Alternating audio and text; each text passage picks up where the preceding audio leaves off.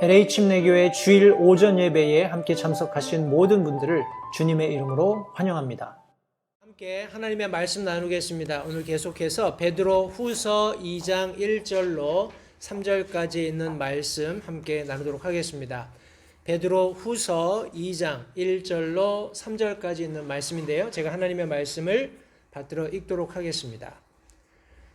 그러나 백성 가운데 거짓 대언자들이 있었던 것 같이 너희 가운데도 거짓 교사들이 있으리니 그들은 정죄받을 이단 교리들을 몰래 들여와 심지어 자기들을 사신 주를 부인하기까지 하고 자기들 위해 신속한 파멸을 가져오리라.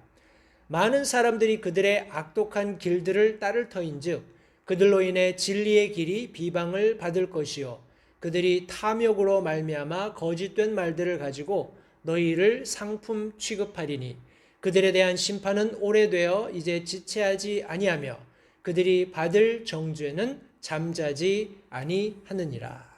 오늘 본문의 말씀을 가지고 거짓 교사들에 대한 경고, 이런 제목으로 첫 번째 시간을 함께 말씀 나누기 원합니다. 말씀을 위해 잠시 기도하겠습니다.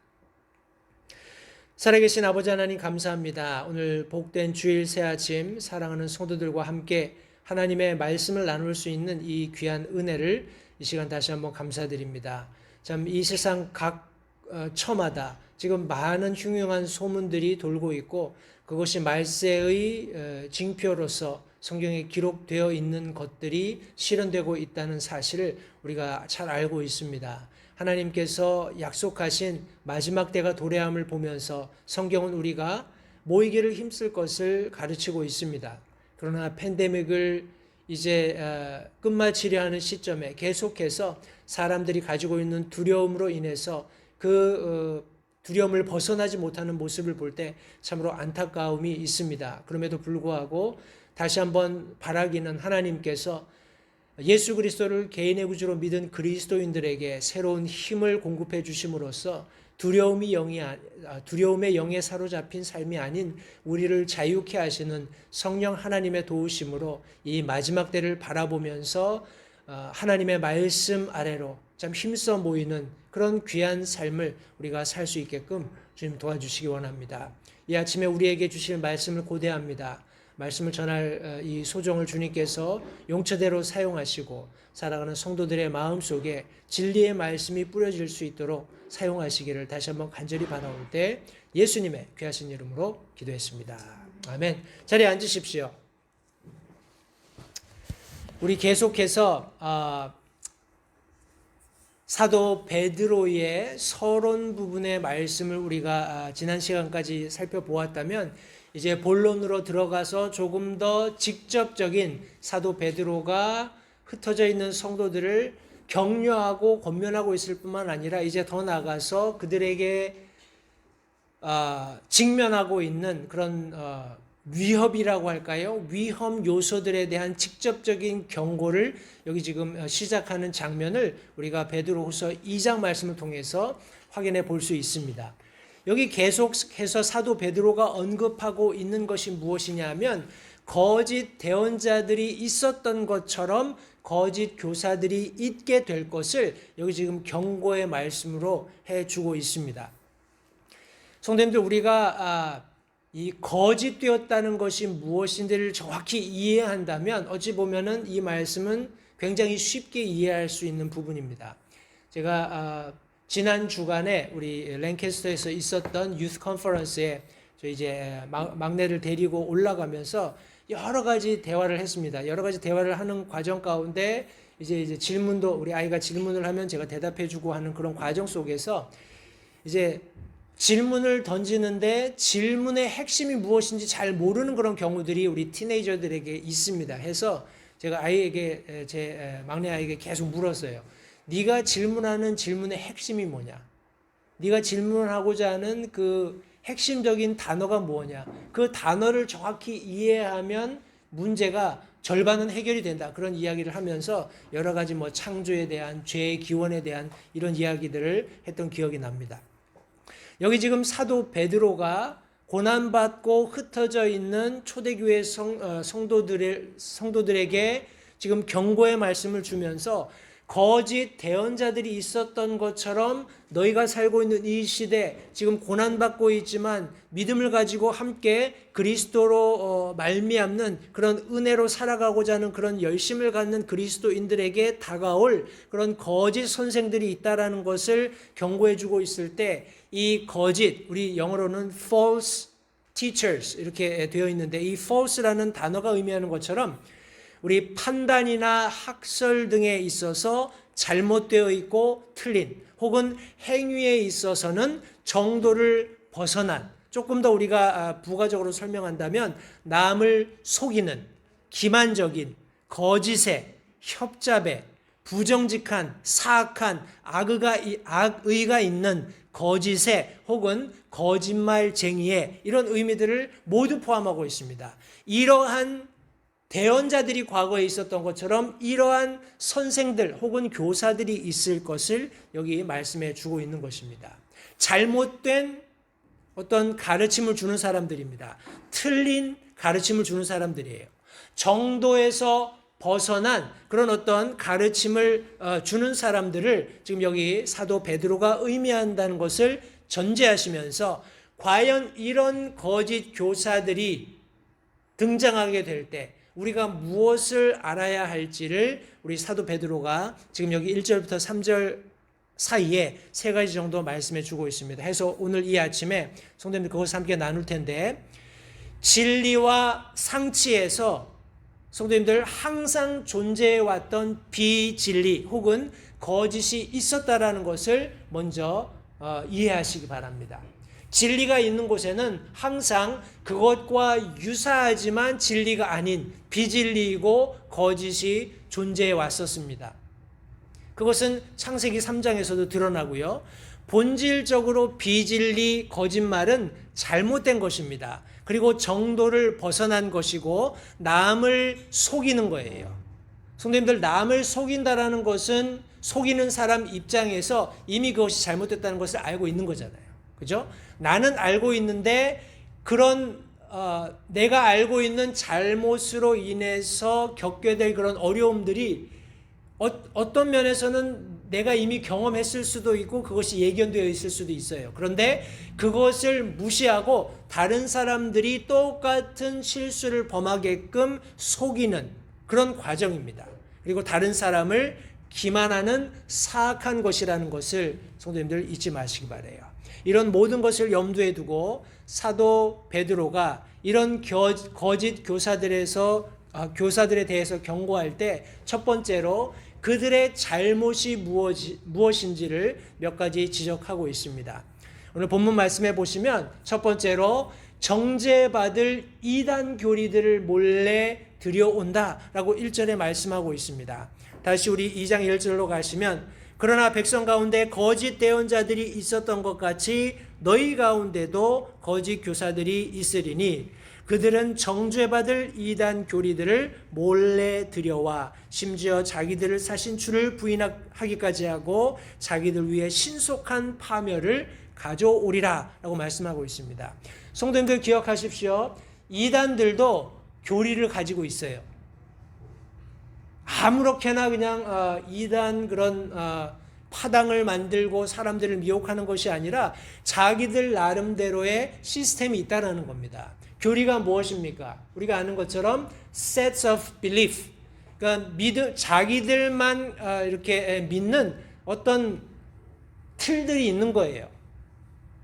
성경에 대해서, 하나님에 대해서 우리와 유사한 그런 가르침을 가지고 이단의 그런 활동을 한다면 침례에 관한 이런 주의 만찬에 관한 이런 어떤 다양한 그들 나름대로의 교리가 있다라는 겁니다. 그러나 그것이 성경이 가르치는 것과 다르다는 사실을 성도님들 인식하셔야 합니다. 이단은 우리 신앙 가까이에 위치하지만 우리가 가진 근본 신앙, 순수 신앙에서 우리를 떼어내는, 그러기 위해서 미혹하는 것이 궁극적인 목적이라는 사실을 잊지 마시기 바라요. 성도님들, 초록이 동색이라고 우리 가까이 근접해 있지 않으면 우리가 거기에 눈길도 줄 이유가 없잖아요. 그죠? 우리와 유사한 것을 말하는 것 같고 우리와 유사한 것을 믿는 것 같기 때문에 우리가 거기에 마음을 두고 그런 사람들과 교제하다 보면 나도 모르는 사이에 그들이 가르치는 가르침에 미혹되는 겁니다. 그러면서 서서히 성경이 가르치고 있는 본질로부터 벗어나는 거예요. 그러면서 소위 말하는 인본주의, 사람 중심의, 나 중심의 어떤 유익이나 베네핏을 따라서 가다 보면 나도 모르는 사이에 하나님이 중심이 되는 것이 아니라 내가 중심이 된 그런 잘못된 정죄받아 마땅한 이단 교리에 물들게 되는 겁니다. 이런 교리들을 가지고 몰래 교회 안에 들어오는 것이 거짓 교사들이 하는 첫 번째 잘못이라고 여기 지금 사도 베드로가 말씀하고 있습니다. 성도님들, 이단 교리를 분별하기 위해서 우리가 할 수 있는 두 가지 방법이 있습니다. 하나는 무엇이냐면 이단 교리들을 학습하는 거예요. 선행학습하는 겁니다. 이단이 과연 무엇을 가르치고 있는지를 파헤쳐 보는 겁니다. 그것이 하나의 방법이고, 또 다른 하나의 방법이 있다면 우리 사도 바울이 교회들을 권면하고 그의 믿음의 아들인 디모데를 권면했던 것처럼 내가 믿고 확신하는 신앙의 틀들, 교리들을 확인하고 점검해서 확고히 하는 겁니다. 내 믿음의 뿌리를 진리의 말씀에 깊게 내리는 과정이 있을 때 이단들의 어떤 미혹으로부터 우리를 지킬 수 있다는 거예요. 성도님들, 가령 제가 목회자로서 성도님들께 권면을 드린다면 전자보다는 후자를 권면드리고 싶습니다. 이단이 뭘 가르치는지 내가 한번 살펴보자, 알아보자 이렇게 하시는 것보다는 내가 알고 있는 말씀을 분명히 확고히 하면서 내 믿음을 진리의 말씀 위에 세우는 것이 훨씬 더 유익하고 또 여러분들의 믿음을 지키는데 유용하다는 것을 말씀드립니다. 우리 디도서 3장 9절로 10절 말씀해 보시면, 그러나 어리석은 변론과 족보와 논쟁과 율법에 관한 다툼들을 피하라 라고 말씀하고 있습니다. 그것들은 무익하고 헛되기 때문에 그렇습니다. 이단인 자는 한두 번 훈계한 뒤에 거절할 것을 성경이 말씀하고 있어요. 여러 가지 많은 예들을 들어서 이 말씀의 원리를 따라야 하는 것이 옳고 정확하다라는 것을 제가 말씀드릴 수 있겠습니다만, 성도님들, 그렇게 하지 못하는 사람들이 더러 있어요. 자고하기 때문일 수도 있고요, 아니면 자만심 때문일 수도 있습니다. 내가 저 정도의 이단 사람들과는 논쟁에서 이길 수 있다, 이런 어떤 모르겠습니다, 프라이드를 가지고 접근해서 이렇게 이야기하다 보면 굉장히 쉽게 그런 사람들이 하는 말들에 현혹이 됩니다. 왜냐하면 내가 생각하지 못했던 것들을 이야기하고 내가 궁금해했던 것들에 대한 명쾌한 해답을 주는 것처럼 우리에게 다가오기 때문에 그래요. 그런 상황에 직면하게 되면 하다가 그냥 자연스럽게 이단으로 넘어가는 경우들이 있습니다. 따라서 성도님들, 다시 한번 우리가 믿고 확신하는 진리의 말씀을 확고히 하는 것, 그것이 이런 이단 교리들의 미혹을 물리치는 가장 쉬운 길이라는 것을 다시 한번 기억하시기 바랍니다. 거짓 교사들은 정죄받을 이단 교리들을 몰래 가지고 들어올 뿐만 아니라 우리 자기들을 사신 주를 부인하기까지 한다라고 말씀하고 있습니다. 여기서 자기들을 사셨다라고 했을 때 그들이 구원받았다라는 의미는 아닐 것입니다. 여기 예수 그리스도께서 피 흘리셨을 때 예수 그리스도께서 갈보리 언덕에서 귀한 보혈을 흘리고 대속의 사역을 이루셨을 때 그것은 우리의 선택과 상관없이 하나님께서 이미 우리의 믿는 모든 사람들의 죄를 대속하시는 값을 지불해 주신 겁니다. 따라서 누구든지 믿으면이라는 말씀이 가능한 거예요. 어떤 대상 제한이 없습니다. 누구든지 주의 이름을 부르면 구원을 얻겠다는 그 말씀을 성취하신 그런 의미에서 그런 거짓 교사들조차도 이미 하나님께서는 예수 그리스도의 핏값으로 그들을 사신 바 되었다는 겁니다. 그런데 그런 귀한 보혈을 흘려주신 예수 그리스도를 부인하기까지 한다라고 지금 여기 성경이 말씀하고 있습니다. 고린도전서 6장 19절 20절 말씀, 우리가 잘 아는 말씀인데요. 도대체 무슨 말이냐? 너희 몸이 너희가 하나님에게서 받은 바 너희 안에 계신 성령님의 전인 줄을 너희가 알지 못하느냐. 너희는 너희 자신의 것이 아니니 주께서 값을 치르고 너희를 사셨느니라 라고 말씀하고 있습니다. 때문에 그런 결과로 저와 여러분들은 하나님의 것인 우리의 몸과 영으로 하나님께 영광을 돌리는 것이 마땅합니다. 그런데 이런 거짓 교사들은 우리의 핏값을 주고 우리를 사신 그분을 부인한다라고 말씀하고 있습니다.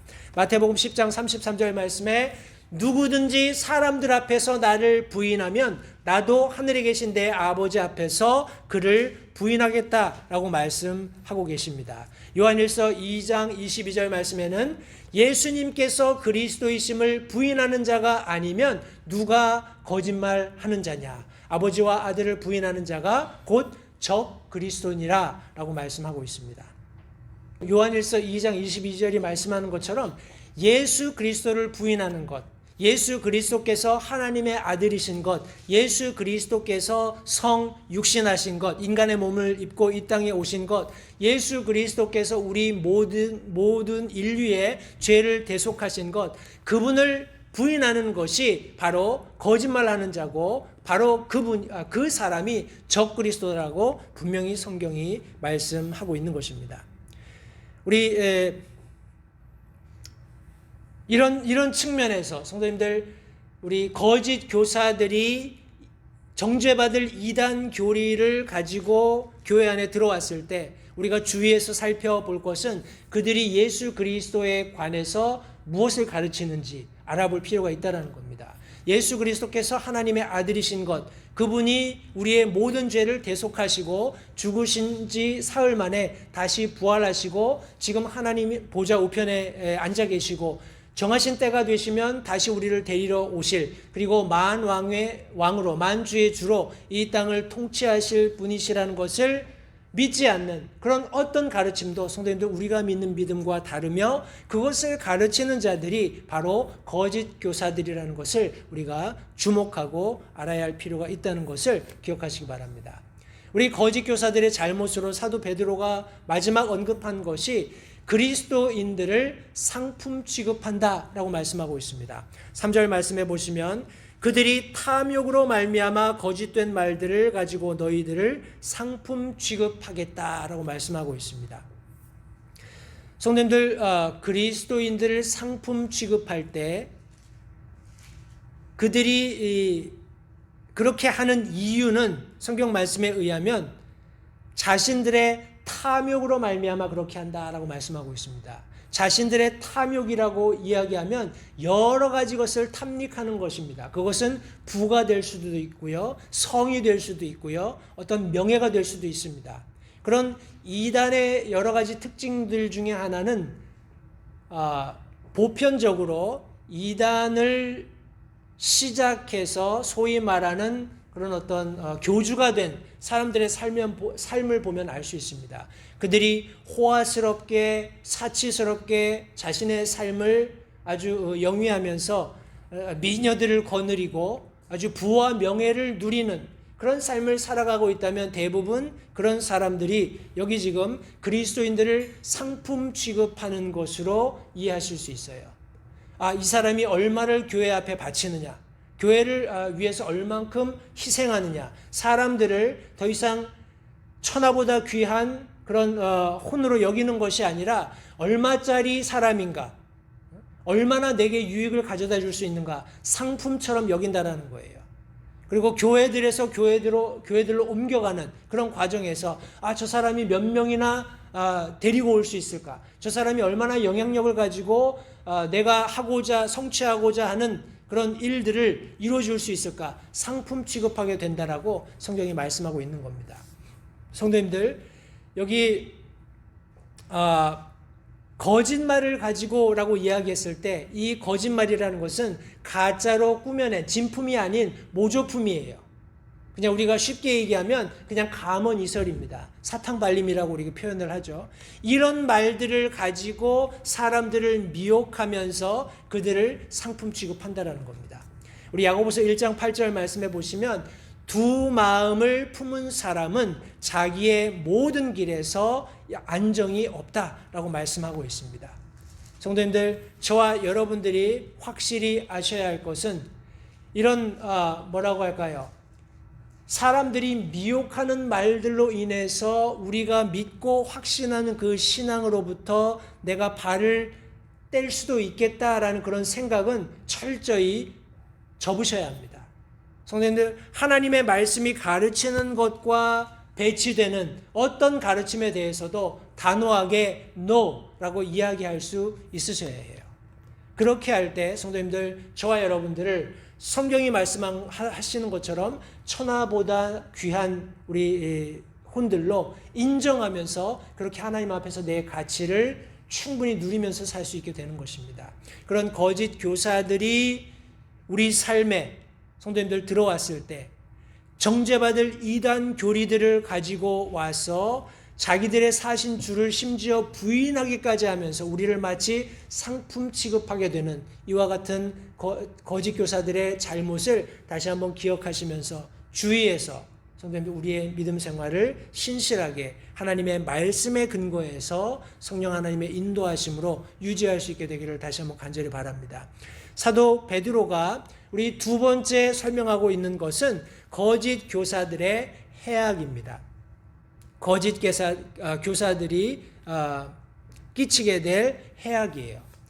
우리 첫 번째로 성경이 말씀하고 있는 것은 2절 말씀해 보시면 많은 사람들이 결국 그들의 악독한 길을 따르게 된다라고 말씀하고 있습니다. 여기 악독한 길이라고 설명된 성경 원어의 의미는 이미 폐허가 된 아니면 이미 잃어버린 바 된 혹은 이미 정죄받은 그런 길을 의미합니다. 하나님께서 인정하시지 않는 악한 사람들이 추구하는 멸망에 이를 수밖에 없는 사람들이 선택하는 그런 길들을 이야기할 때 악독한 길들이다라고 설명하고 있습니다. 이런 길들을 많은 사람들이 걷게 될 것이다, 따르게 될 것이다라고 성경이 말씀하고 있습니다. 우리 마가복음 13장 22절 말씀해 보시면 거짓 그리스도들과 거짓 대언자들이 일어나 표적들과 이적들을 보여 할 수만 있으면 선택받은 자들도 유혹하리라 라고 말씀하고 있습니다. 성도님들, 이런 이유 때문에 우리가 힘써서 복음을 전해야 하는 것입니다. 성도님들, 복음을 전해서 그들이 구원받아야 하는 그런 마땅한 상황 가운데 저와 여러분들이 놓여 있고 우리가 조금만 열심을 내면 그들이 미혹받기 이전에 복음을 통해서 구원받을 수 있는데 이 거짓 교사들을 통해서 이 악독한 길을 미혹하게 하는 그런 영들의 활동으로 인해서 거짓 그리스도들과 대언자들이 일어나고 그들이 보여주는 여러 가지 다양한 표적이나 이적들을 통해서 미혹받게 되고 결국은 그들이 이런 악독한 길을 따르게 된다는 것을 생각할 때 성도님들, 저와 여러분들이 부지런히 복음을 전해야 한다는 사실을 다시 한번 기억하시기를 바랍니다. 우리 디모데전서 4장 1절 말씀에도 이제 성령께서 분명히 말씀하시기를 마지막 때에 어떤 사람들이 믿음에서 떠나 유혹하는 영들과 마귀들의 교리에 주의를 기울이리니 라고 말씀하고 있습니다. 성도님들, 지금 우리가 살고 있는 때가 그런 때가 아닌가 하는 생각을 해봅니다.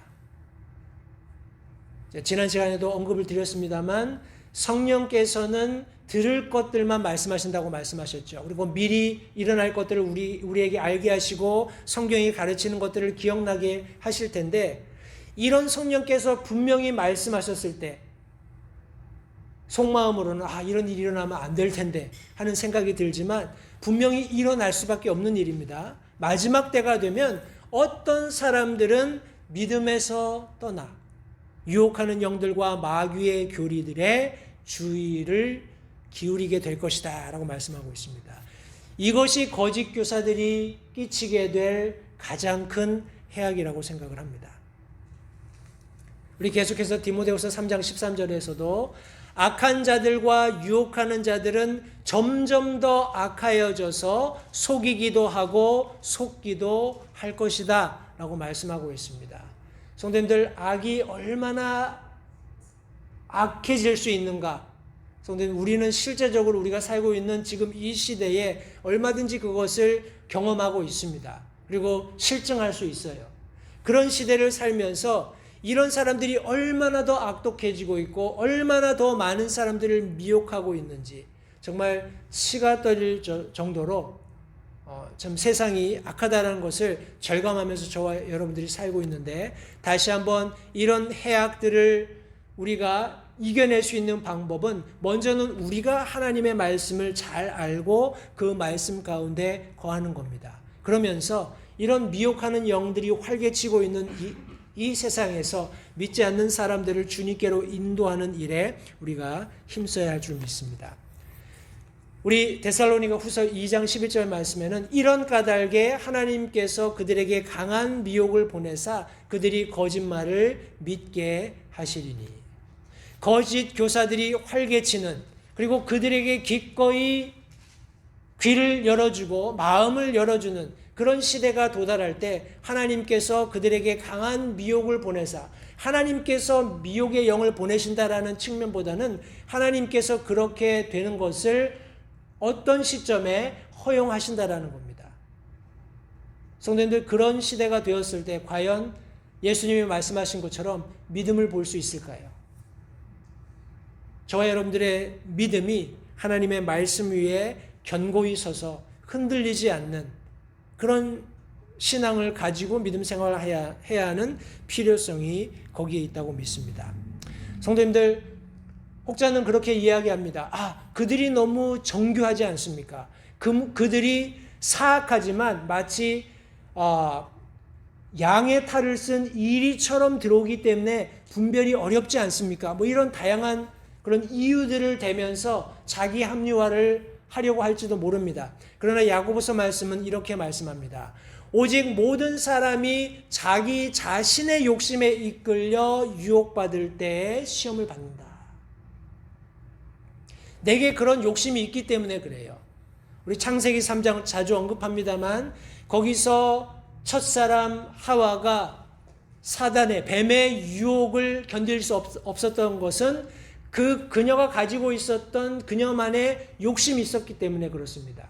보암직도 하고 먹음직도 하고 지혜롭게 할 만도 한 그런 여러 가지 생각들을 품게 되는 그런 과정이 있었던 거예요. 자신이 가지고 있었던 욕심이 있었기 때문에 유혹받을 때 그 유혹에 끌려가면서 시험을 받아서 결국에는 정죄함에 이르게 되는 그런 과정들이 있었던 것을 성도님들 기억하시기 바랍니다. 제가 고린도 후서 말씀을 읽고 이 두 번째 대지의 두 번째 내용으로 넘어가겠습니다만, 말씀을 한번 보십시오. 고린도서 3장 14절부터 17절 말씀해 보시면, 그러나 그들의 마음이 가려졌으니 이는 이날까지도 옛 상속 언약의 말씀을 읽을 때에 바로 그 베일이 벗겨지지 아니한 채 남아있기 때문이라. 그 베일은 그리스도 안에서 없어졌으나, 보십시오. 그리스도 안에서 없어졌다라고 말씀하고 있습니다. 이날까지도 모세의 글을 읽을 때에 그 베일이 그들의 마음을 덮고 있도다. 그럼에도 불구하고 그들의 마음이 주께로 돌아서면, 그리스도 안에서 없어졌기 때문에 주께로 돌아서면 그 베일이 벗겨지리라. 이제 주께서는 그 영이시니, 주의 영이 계신 곳에는 뭐가 있다고요? 거기에 자유함이 있느니라. 성도님들, 우리가 자유함을 얻는다라는 것은 성경이 뭐라고 말씀하시든지 간에 내가 아무렇게나 할 수 있는 그런 자유가 아닙니다. 성경이 말씀하고 계시지만 그럼에도 불구하고 내가 구원받았고 이 세상에 있는 연고로 세상이 원하는 어떤 것인가는 내가 좀 해도 되지 않겠는가, 이런 자유가 아니라는 거예요. 이 말씀 안에서의 자유를 의미합니다. 우리가 이 말씀 안에 있을 때, 그리스도 안에 있을 때 비로소 성경이 약속하시는 성령 안에서의 자유함을 누리게 되는 거예요. 성경은 늘 하나님께서 우리에게 요구하시는 그런 분명한 바운더리를 우리에게 제시하십니다. 우리가 그 안에 있을 때 거기가 세이프 존이 되는 겁니다. 안전한 지대가 되는 거예요. 그 지역을 벗어나서 나는 자유로울 수 있다라고 생각하는 그런 유혹들을 떨쳐버리시기 바라요. 그것은 그들이 우리에게 가져온 해악입니다. 그것은 멸망의 길이에요. 악독한 길입니다. 악한 자들이, 하나님을 거역하는 자들이 추구하는 길이라는 사실을 다시 한번 기억하시기 바랍니다. 예수 그리스도 안에서 이 모든 베일들이 벗겨졌다라고 말씀하고 있습니다. 우리는 예수 그리스도 안에서 모든 것을 분명하게, 클리어하게 볼 수 있습니다. 그러나 여전히 어린아이와 같은 신앙을 가지고 있는 사람들이 우리 가운데 존재할 수 있습니다. 성도님들, 그런 베일을 벗기 위해서 성경은 우리의 마음이 주께로 돌아서면 그 베일들이 벗겨진다라고 말씀하고 있죠. 예수 그리스도 안에서 이미 사라진 것들을 우리 거짓 교사들이 계속 심지어 믿는 그리스도인들 앞에도 내어놓습니다. 이 말씀은 난해하잖아. 이 말씀이 의미하는 바는 사실은 그게 아니야. 성도님들, 그런 말씀을 듣고 계속 따라가다 보면 그들이 하는 말을 들을 수밖에 없어요. 그러나 이 베일을 벗어버리는 가장 좋은 방법은 예수 그리스도께로 가는 것입니다. 하나님의 말씀으로 되돌아가는 거예요. 거짓 교사들의 말에 귀를 기울이는 것이 아니라 진리의 말씀으로 되돌아가서 성령 하나님의 인도하심을 받으면서 그 가운데에서 자유함을 누리는 것임을 성도님들 잊지 마시기 바랍니다. 이 거짓 교사들은 많은 사람들이 그들의 악독한 길을 따르게 하는 해악을 우리에게 가져올 뿐만 아니라 우리 진리의 길이 비방을 받게 하는 그런 결과를 가져온다고 말씀하고 있습니다. 고린도전서 11장 19절 말씀해 보시면 인정받는 자들이 너희 가운데서 밝히 드러나려면 너희 가운데 반드시 이단 파당도 있어야 하느니라. 참 슬픈 일입니다. 슬픈 사실이지만 이것이 성경이 말씀하고 있는 바입니다. 저와 여러분들이 믿는 바가 확실하다라는 것을 드러내기 위해서는 그렇게 믿지 않는 사람들이 우리 주변에 있음을 인지해야 한다는 거예요. 그렇게 할 때 선명하게 드러난다는 겁니다. 성도님들, 우리 시금석 얘기를 많이 합니다만 정확한 어떤 value, 가치를 측정하기 위해서는 어떤 순수한 깨끗한 그런 견주어 볼 수 있는 그런 시금석이 필요한 거예요. 저와 여러분들이 하나님 보시기에 정말 올바른 믿음을 가지고 있는지를 확인하기 위해서는 성도님들, 그것과 견주었을 때 분명한 그런 진리와 비진리를 나눌 수 있는 그런 가치가 우리 안에서 발견되어야 한다는 사실을 성도님들 잊지 마시기 바랍니다. 여기 재미있는 예가 있습니다. 사도행전 24장 14절 말씀해 보시면 여기 사도 바울이 우리 믿는 유대인들에 의해서 우리 정죄를 당하는 그런 과정 가운데 치리자 앞에서 하는 말입니다. 내가 이것을 각하게 고백하오니 곧 나는 그들이 이단이라고 하는 그 길을 따라 내 조상들의 하나님께 그렇게 경배하고 율법과 대언자들의 글에 기록된 것을 다 믿습니다. 이렇게 고백을 합니다. 성도님들 보십시오. 사도 바울이 누구입니까? 하나님께서 이방의 복음 전하는 그릇으로 특별히 선택하셔서 사도 바울 자신도 고백하기를 유대인 중에 유대인이고 우리 바리새인 중에 바리새인이고 율법에 관한 하는 아무 흠도 없는 그와 같은 전통적인 유대인이었어요. 그러나 예수 그리스도로 말미암는 놀라운 은혜로 구원 얻게 된 이후에 그는 예수 그리스도를 선포하는 위대한 삶을 살았던 사람입니다. 우리가 가지고 있는 신약 성경에 우리 책으로 말한다면 가장 많은 서신을 기록한 저자 중에 한 사람입니다. 근데 그 사람이 무엇이라고 얘기하냐면 나는 그들이 나를 이단이라고 칭하고 있다라고 말하고 있어요.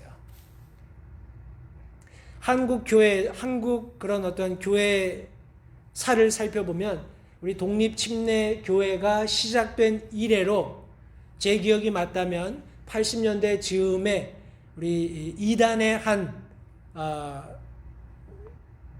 종파였죠. 그런 뭔가요? 그 박옥수 그 구원파가 한참 그 유행하면서 이제 그 양반이 침례교회라는 타이틀을 가지고 나왔기 때문에 침례교회들이 이제 소위 말하는 이제 이단으로 몰리게 된 그런 경우들이 있었습니다.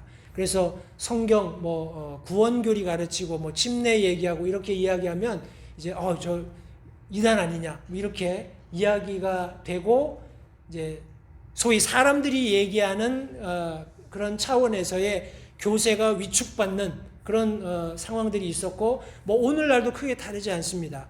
침례교회라는 이름을 붙이면 사람들이 저거 이단 아니야 이렇게 생각하는 그런 경향들이 있는 것처럼 성도님들 보십시오.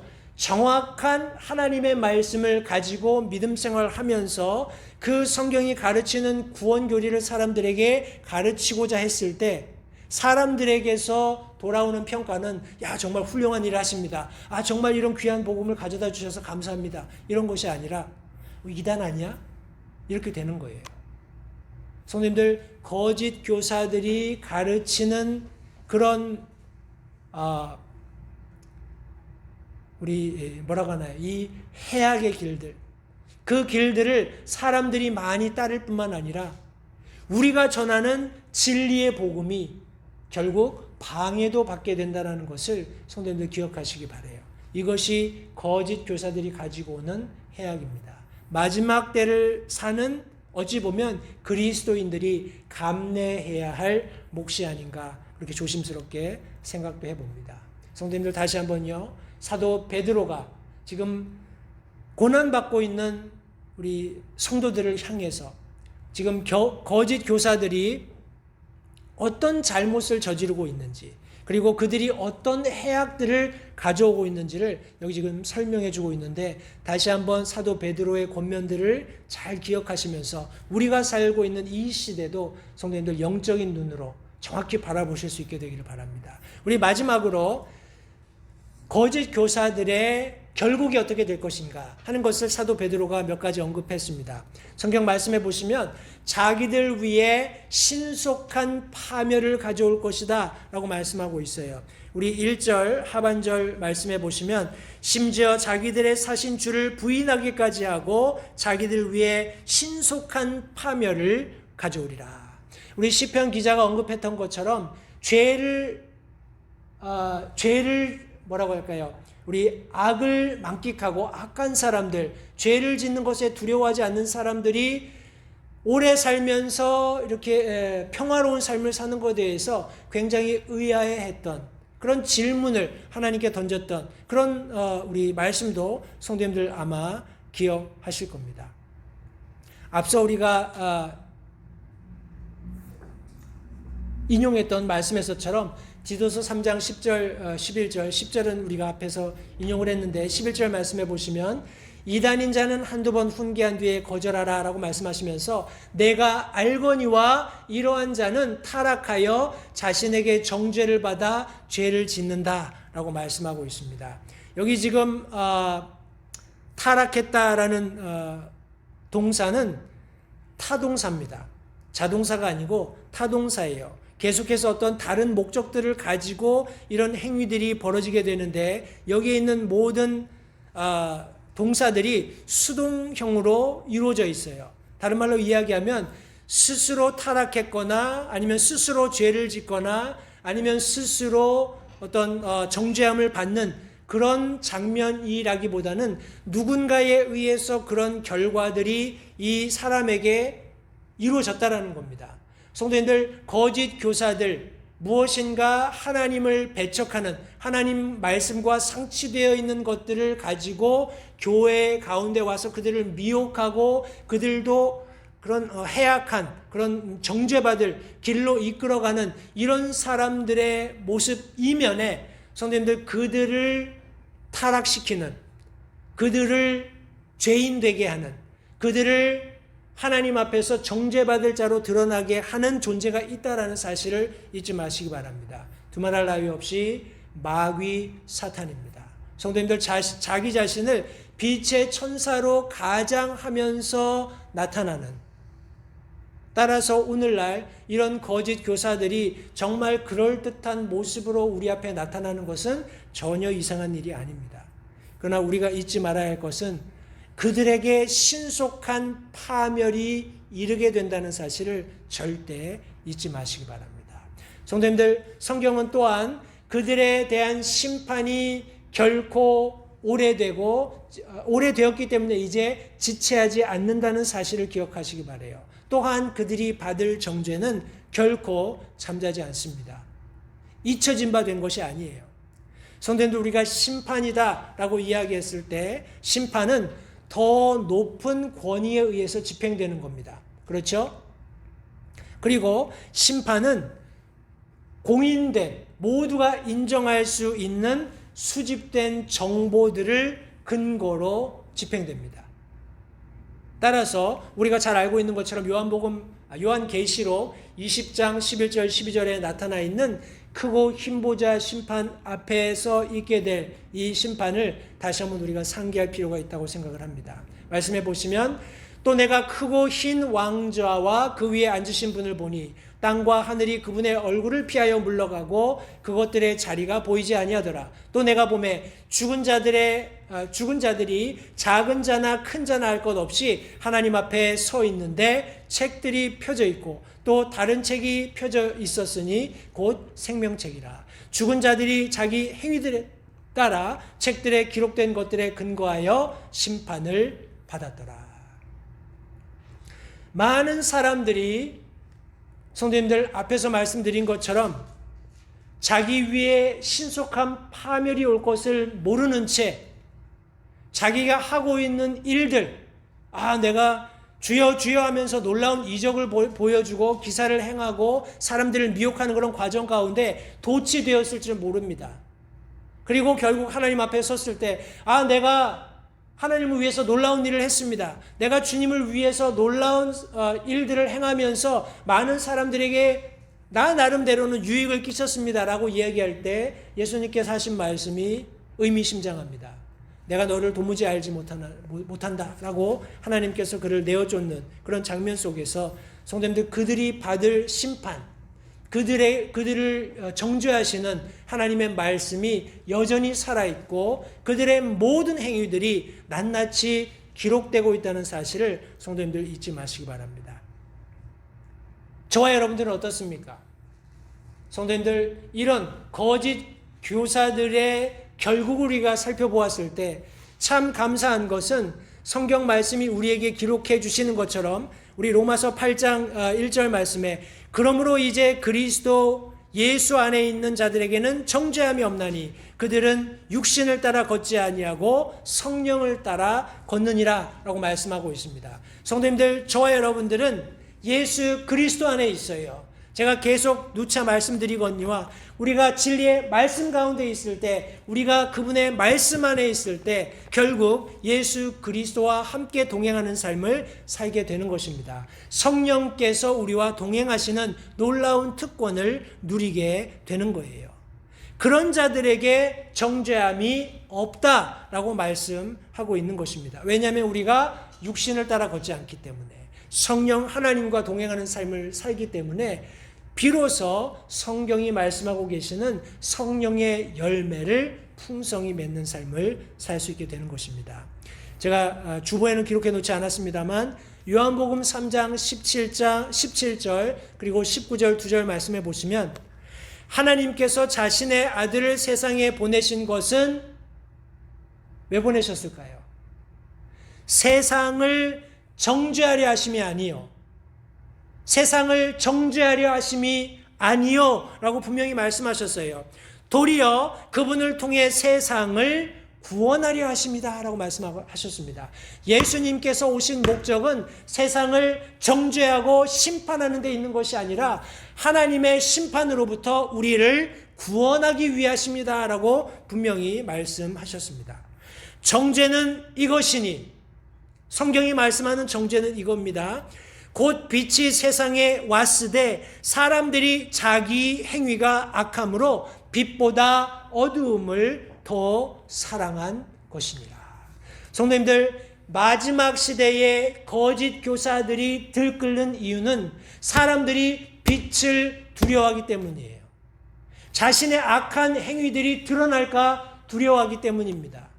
세상을 심판하기 위해서 오신 것이 아니라 구원하기 위해서 오신 예수님 앞에 자기의 전신을 드러내 보이는 빛 앞에 벌거벗은 채 드러나는 것이 두렵기 때문에 그런 진리의 말씀보다는 어두움을 찾아 헤매는 겁니다. 거짓 교사들의 말에 미혹되는 거예요. 성도님들, 그러나 다시 한번 잊지 마십시오.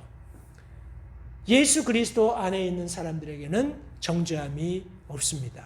우리는 빛 가운데 거하면서 이런 거짓 교사들이 가져올 수 있는 여러 가지 해악들로부터 우리를 먼저 지킬 수 있어야 할 뿐만 아니라 더 나아가서 사랑하는 성도님들, 이들의 가르침과 전혀 다른 진리의 말씀이 무엇을 가르치고 있는지를 이 세상 가운데 명확하게 알려야 합니다. 예수 그리스도만이 우리를 구원하신다. 그분을 믿는 자만이 영원한 생명을 얻는다는 것을 이 세상 가운데 명확히 알리면서 성도님들, 우리 마지막 시대에 하나님께서 찾으시는 그리고 사용하실 수 있는 그런 귀한 성도로서의 우리의 삶을 우리가 모두 살 수 있게 되기를 바랍니다. 기도하겠습니다.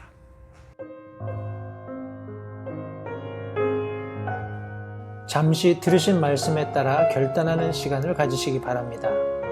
하나님께서 무엇을 말씀하시든지 따르기로 결단하십시오. 하나님께서는 순종하는 자들을 존중하십니다.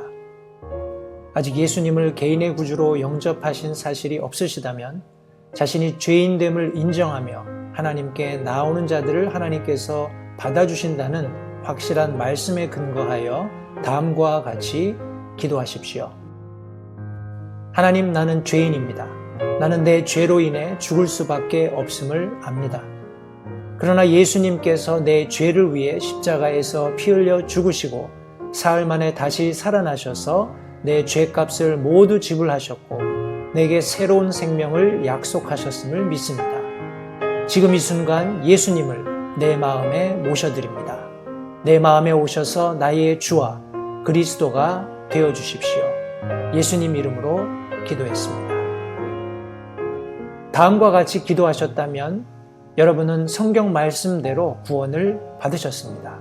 계속해서 주 안에서 함께 자라가는 복된 교제가 있기를 간절히 바랍니다.